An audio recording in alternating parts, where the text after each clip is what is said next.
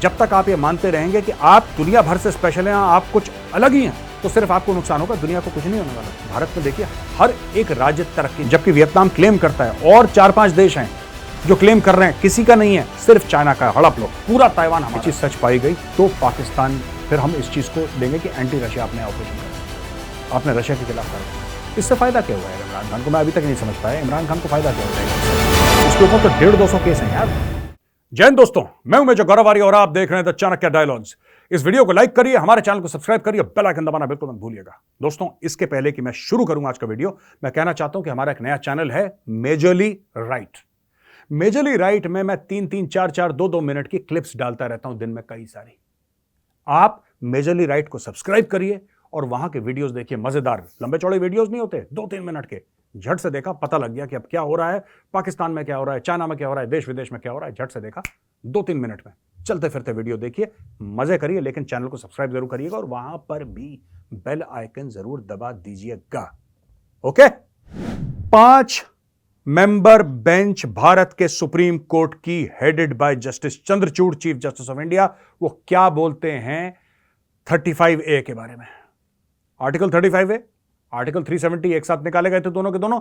35A के बारे में चंद्रचूड़ साहब क्या बोलते हैं? कहते हैं कि लोगों को बेचा गया, पॉलिटिकल पार्टीज ने यह कह के बेचा कि यह प्रिविलेज है, यानी कि आपके लिए कोई स्पेशल हम चीज दे रहे हैं, पर असल में यह डिस्क्रिमिनेशन था, यह बाकी लोगों के खिलाफ भेदभाव था। अब मैं आपको आगे बताता हूं चीफ जस्टिस साहब ने क्या बोला, और पूरी बेंच के लिए बोल रहे हैं, वो तो अकेले थोड़ा ना बोल रहे हैं, पूरी बेंच के लिए बोल रहे हैं कि साहब इससे जॉब अपॉर्चुनिटीज डिनाई करी गई। हां ठीक है। तो दोस्तों, चीफ जस्टिस ऑफ इंडिया ने क्या बोला? बोला कि साहब हां, जम्मू और कश्मीर के नागरिकों को कुछ खास प्रिविलेजेस दी गई, इसमें कोई शक नहीं है, उनका एक स्पेशल स्टेटस था, इसमें कोई शक नहीं है, लेकिन इस स्पेशल स्टेटस और इस प्रिविलेज के चक्कर में बाकी लोगों की फंडामेंटल राइट्स को कुचला गया। ठीक है जी। यानी कि आप जम्मू कश्मीर के नागरिक होते हुए आप पूरे भारत में नौकरी कर सकते हैं, लेकिन भारतवासी जम्मू और कश्मीर में नौकरी नहीं कर सकता। आप वहां पे जमीन नहीं खरीद सकते, आप वहां पे ये नहीं कर सकते, वो नहीं कर सकते। और ये छोड़ दीजिए, कुछ लोग ऐसे भी थे, कुछ लोग ऐसे भी थे जो जम्मू कश्मीर में अभी भी हैं, लेकिन 370-35 से हटने के पहले वो वहां पे कई पुश्तों से रह रहे हैं, लेकिन उनको भी अधिकार नहीं दिए, उनको भी अधिकार नहीं दिए।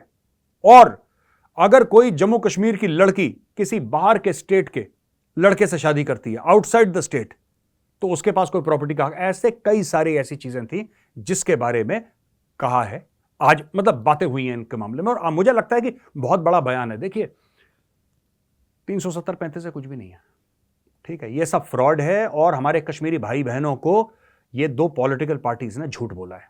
मैं आपको सच सच बताता हूं, जो मेरे कश्मीरी भाई बहन सुन रहे हैं ना, आप एक बता दो आपको क्या फायदा हुआ, आपको फायदा क्या हुआ है 35 से 370 अगर बता दो तो।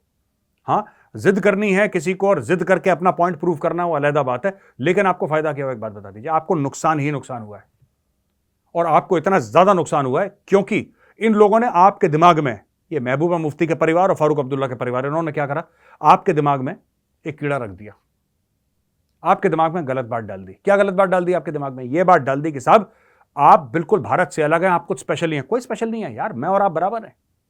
जब तक आप ये मानते रहेंगे कि आप दुनिया भर से स्पेशल हैं, आप कुछ अलग ही हैं, तो सिर्फ आपको नुकसान होगा, दुनिया को कुछ नहीं होने वाला। भारत में देखिए हर एक राज्य तरक्की कर रहा है।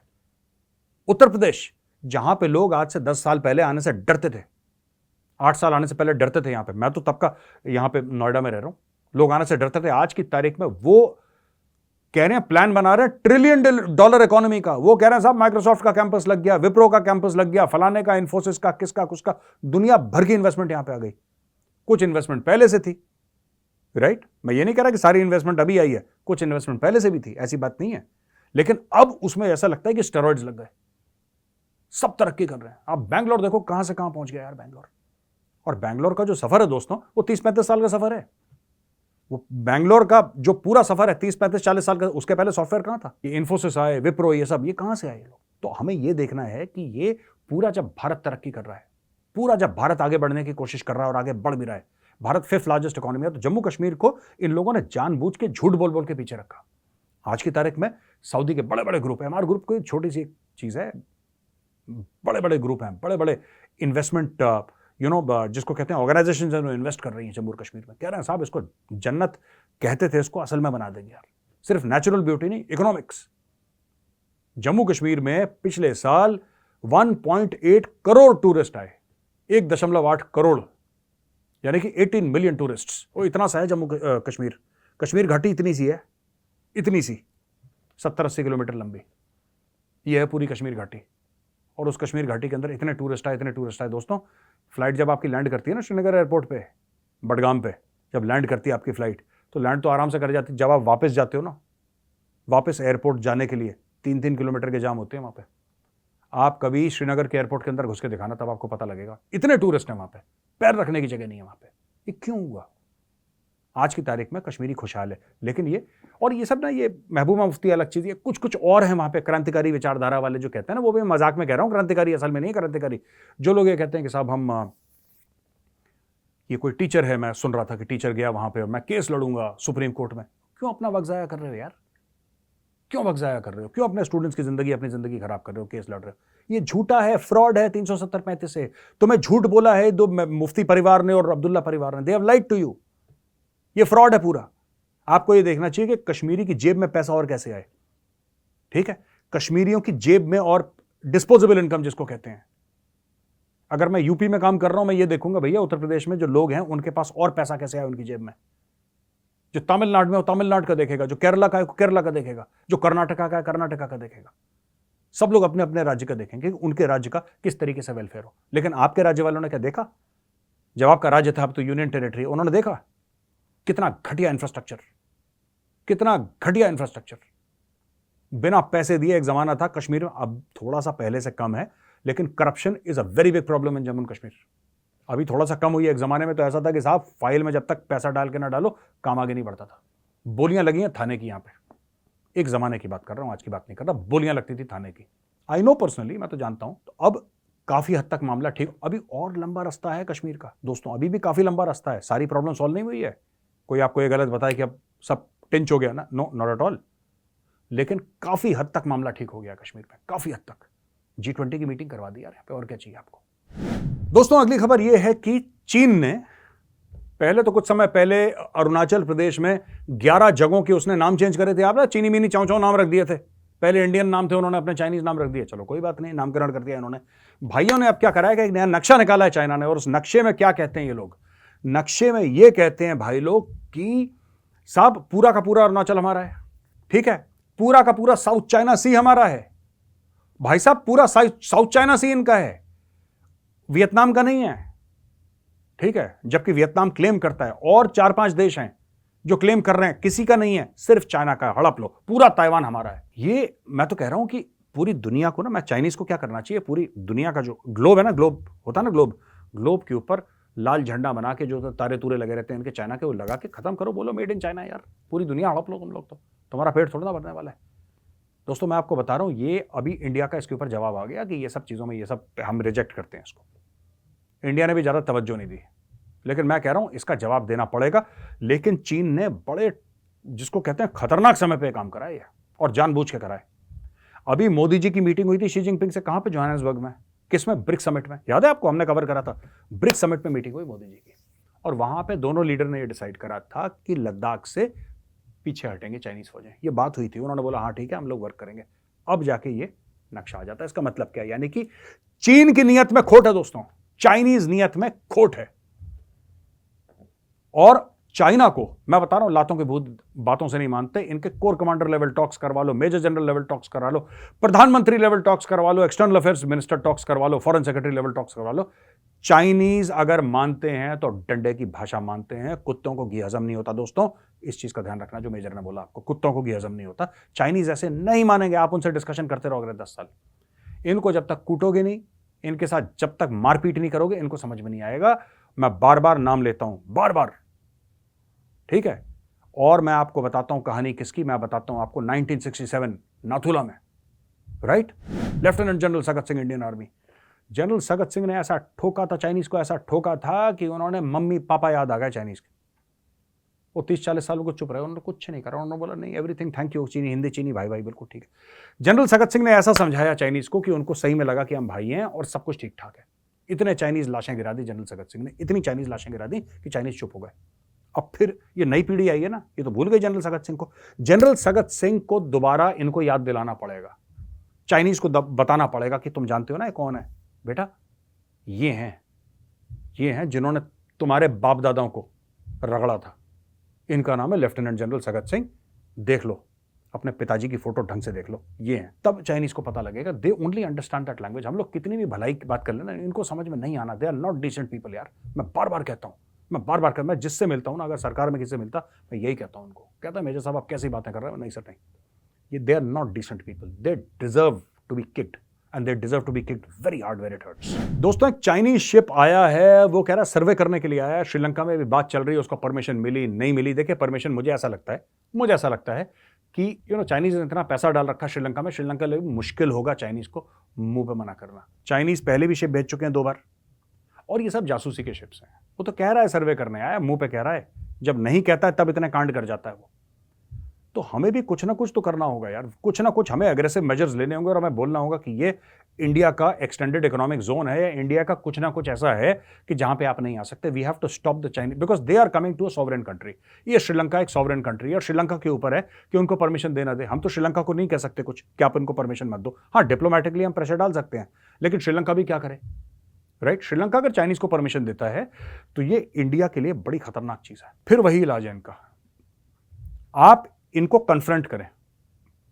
हम लोग ना चाइनीज शिप्स को रोकते नहीं है, ये हम लोग गलत करते हैं। Let us confront Chinese ships. और चाइना बड़ा ग्लोबल टाइम्स में आर्टिकल लिखवाएगा, ये कहेगा वो कहना कि हम ग्लोबल टाइम्स पढ़ते नहीं यार, पढ़ते नहीं, हम पढ़ते नहीं ग्लोबल टाइम्स, हमें तुम्हारी धमकी नहीं समझ में आई, हम पढ़ते नहीं, जाओ ऐश करो।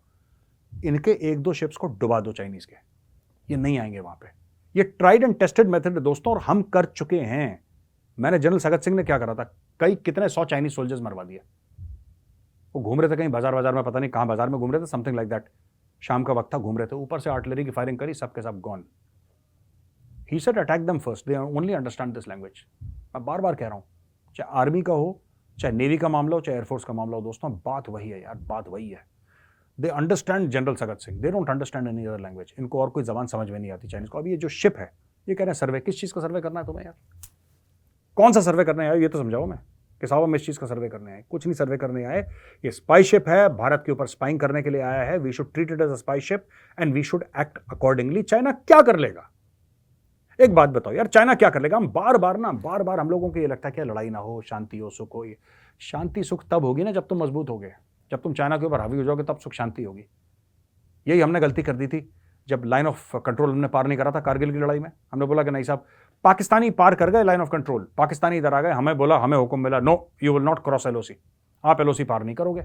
हमने एलसी पार नहीं करी। हम एलओसी पार करने की हमें अगर इजाजत होती तो पाकिस्तान को तो सांप सूंघ चुका होता कब तक, इनका बैंड बजा चुके होते अच्छी तरीके से। हमें हुक्म ही नहीं मिला, ऊपर से परमिशन नहीं मिली। और वहां पे ये देखिए ना, ये फर्क है। पाकिस्तान के जनरल ने परमिशन ली नहीं अपने प्रधानमंत्री से, उसने रोग एक्शन कर दिया। फिर जाके उसने बोला जी अब तो सानू तो फंस गए। अब वो फंस गए तो फिर वो गया वहां पे, पैर पकड़े उसने बिल क्लिंटन के, नवाज शरीफ ने, कि भाई साहब बचाओ, ये तो इंडियन आर्मी कूट रही है यहाँ पे। तो मैं आपको ये कह रहा हूं कि थोड़ा सा ये हम लोग थोड़ा सा ना रूल ऑब्सेस्ड नेशन है कि यार कानूनन ये सही है, कानूनन ये गलत है। चाइना के लिए कोई कानून वानून नहीं है। चाइना की जो कुटाई कर ले, चाइना उसकी इज्जत करता है। जितनी जल्दी कुटोगे उतनी जल्दी चाइना से इज्जत पाओगे, वरना चाइना परेशान करने की कोशिश करेगा, हैरान करने की कोशिश करेगा। तो दोस्तों, डेनिस एलिपोव जो है रशिया का जो एम्बेसडर है इंडिया में, उन्होंने ये बोला, जब उनसे पूछा गया कि साहब ये सुनने में तो आया है कि पाकिस्तान जो है ये भेज रहा है यूक्रेन को हथियार वगैरह, it is sending weapons and equipment to Ukraine. तो उसने बोला कि हम इन रिपोर्ट्स को बड़े सीरियसली ले रहे हैं, हम इन्वेस्टिगेट कर रहे हैं, और अगर ये चीज़ सच पाई गई तो पाकिस्तान, फिर हम इस चीज़ को लेंगे कि एंटी रशिया आपने ऑपरेशन कराया हुआ है, आपने रशिया के खिलाफ कार्रवाई करी है, ये मान के चलेंगे। देखिए बात यह है ना कि ये बात सच है। पाकिस्तानी ये बात समझते नहीं, आम पाकिस्तानी। अब मैं आम पाकिस्तानी को आसान लफ्ज़ों में बताता हूँ, क्योंकि sophisticated complicated things you can not understand anyway. तो मैं आपको बिल्कुल, जिसको कहते हैं ना कि जैसे बीमार आदमी को खिचड़ी खिलाते हैं, मैं आपको खिचड़ी खिला के समझा देता हूँ। ऐसा है मेरे पाकिस्तानी भाइयों बहनों कि जब आपको IMF का लोन मिला था, ठीक है, नाक से लकीरें खिंचवाई थी, वो आपको लोन क्यों दिया था? क्योंकि आपकी भीख मांगने की अदा निराली है, इसलिए आपको लोन दिया था। क्या आपको इसलिए लोन दिया था कि आपके ऊपर ज्यादा बिजली का बिल डाल पा? आईएमएफ को क्या फर्क पड़ता है आप लोग 1 यूनिट के 100 रुपए दें या 500 रुपए दें या 30 रुपए दें?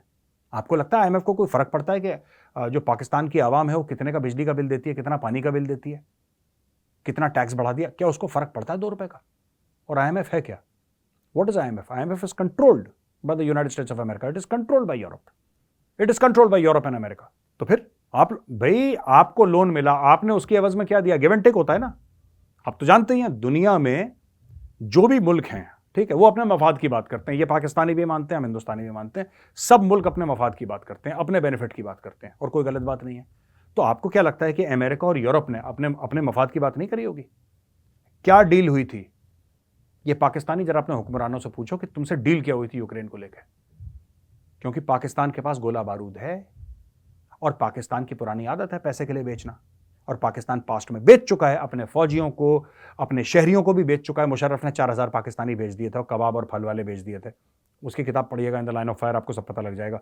बड़े फक्र के साथ कहता मैंने बेच दिए। अच्छा जी, ये सारे के सारे तो आपने बेच दिए। तो बोला कि फिर बेचोगे? कह रहा डॉलर मिलेंगे जी, डॉलर मिलेंगे जी। हुजूर, अब मिल गया डॉलर आपको?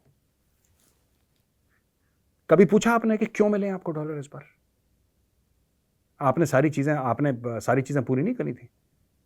वो जो आर्मी वाली चीज थी कि अपने जर्नलों और उनकी बीवी बच्चों के जितने भी जायदाद हैं उनके सामने आप उनको सामने लाइए, आप लाए? आपके जर्नलों की, आपके जजों की आप लाए? नहीं लाए।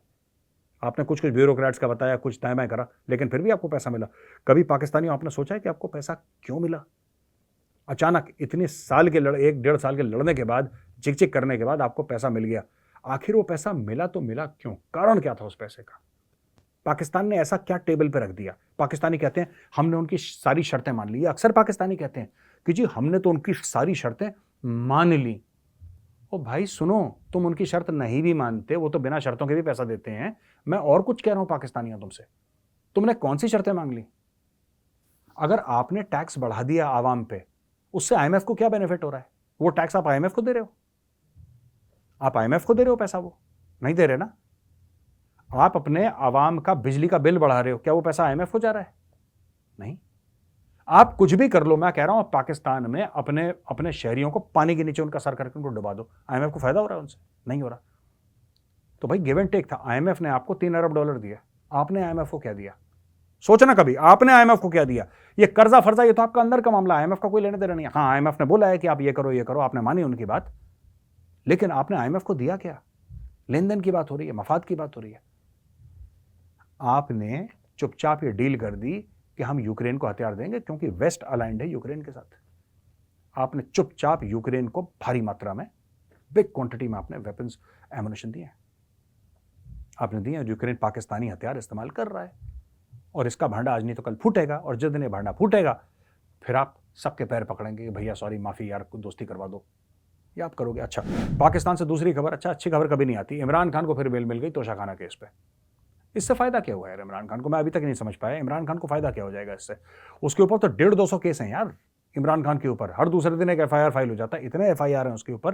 तोशाखाना से बचा है तो क्या हुआ? बेल ही तो हुई है, बेल हुई है, केस रफा दफा तो नहीं हुआ। अगले केस में फंसा देंगे उसको, और वैसे भी एक में कन्विक्शन हो गया तो 3 साल के लिए अंदर है, 3 साल के लिए अंदर है। अब 3 साल सरकार के पास है, सरकार 3 साल तक चलाएगी केस, और जिस दिन चल के केस, एक केस उनका सेट हो गया, फिर 3 साल की सजा उसकी 6 हो जाएगी, फिर 9 हो जाएगी, फिर 12 हो जाएगी, फिर 15 हो जाएगी, ऐसे चलता रहेगा। इमरान खान अब दोबारा प्रधानमंत्री शायद ही बने पाकिस्तान का, जिस तरीके से लोग उसके पीछे पड़ गए। तो दोस्तों आज का वीडियो यहीं पे खत्म होता है। अगर वीडियो आपको पसंद आए तो उसको लाइक जरूर करिएगा दोस्तों, हमारे चैनल को सब्सक्राइब करिए, खासतौर से वो दोस्त जो हमारे वीडियोस तो बड़े शौक से देखते हैं यार, लेकिन सब्सक्राइब नहीं करते। क्यों नहीं करते आप लोग? प्लीज सब्सक्राइब, बेल आइकन जरूर दबाइएगा। ठीक है दोस्तों, जय हिंद, वंदे मातरम, भारत माता की जय।